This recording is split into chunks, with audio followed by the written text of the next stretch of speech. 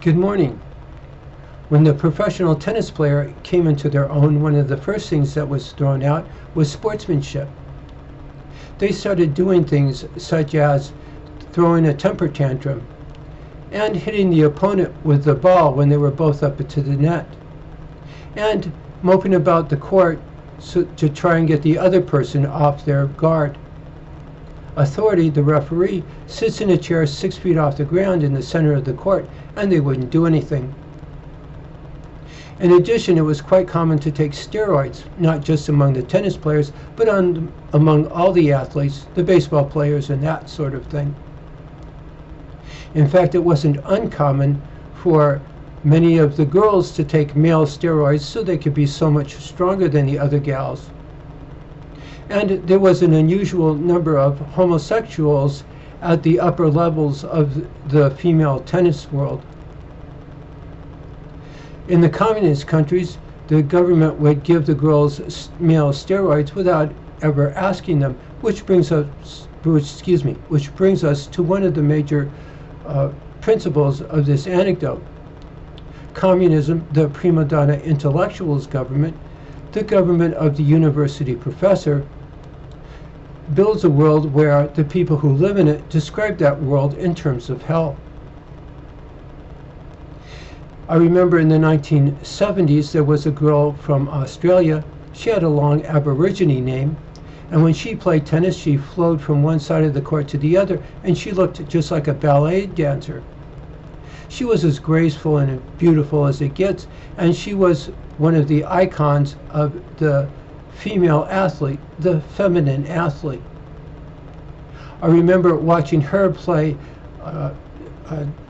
Billie Jean King, and forgive me for this, but Billie Jean King was so much more masculine and had so much more muscle that it just put a smile on your face. The gal from Australia never stood a chance.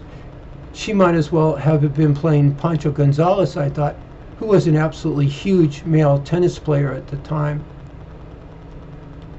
Forgive me for this again, but it was either a fact or quite a popular rumor that Billie Jean King, the icon of the feminist movement, was taking male steroids herself. She would get them from her brother, the baseball player. I certainly apologize if that wasn't true, but it's the sort of thing that we need to know.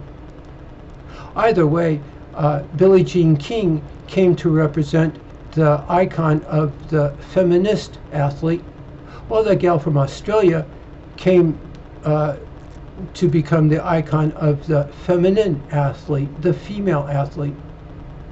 And there is the major point of this anecdote, the idea of changing the parameters of competition. If you had 40 hours to practice, and very few people did at the time, and you did things such as take steroids, and you were rather unscrupulous, you could rise to the top of their community. And that's just the way it was. Most people wouldn't do that.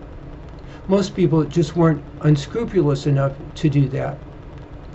In fact, going the other way, if you were the gal who was kind and courageous, you were the one that went back and asked the 10-year-old what he wanted for his birthday, and you were plunged into the world of the welfare mother.